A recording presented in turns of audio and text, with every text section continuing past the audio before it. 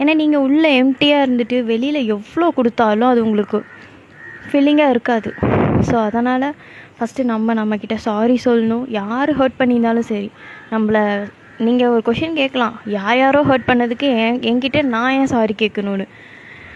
But ஒன்று நல்லா புரிஞ்சுக்கோங்க, நம்ம சின்ன வயசில் இருக்கும்போது நம்ம இன்னர் சைல்டை நம்மளால் பாதுகாக்க முடியல, எதிர்த்து பேச முடியல, டிஃபெண்ட் பண்ண முடியல. அதனால் நிறைய ட்ராமா நடந்துருச்சு.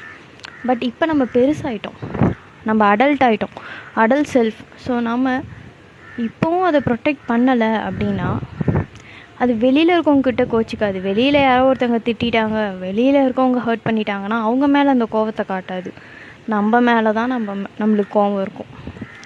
உங்ககிட்ட தான் அது காட்டும், உங்ககிட்ட அது பேசாது. ஸோ அதனால் எடுத்தோன்னே என்னால் எதுவுமே கம்யூனிகேட் பண்ண முடியல, இன்னர் சைல்டுக்கிட்டலாம் பேச முடியலன்னா ஜேர்னலிங் பண்ணுங்கள். கொஞ்சம் கொஞ்சமாக உங்களுக்குள்ளே இருக்க எல்லாத்தையும் வெளியில் கொண்டு வாங்க. லேயர் பை லேயராக உள்ளே என்ன இருக்குது அப்படின்னு சொல்லிட்டு நீங்கள் ஒரு பேப்பரில் எழுதும்போது உங்களுக்கு தானாக, ஏன்னா நிறைய விஷயம் நம்ம பேசுகிறப்ப கூட மறந்துடுவோம். இதுக்காக தான் செல்ஃபாக நம்ம உட்காரணும். நம்ம நம்ம கூட நம்மளோட கம்பெனியை நம்ம என்ஜாய் பண்ண கற்றுக்கணும்னு சொல்கிறது.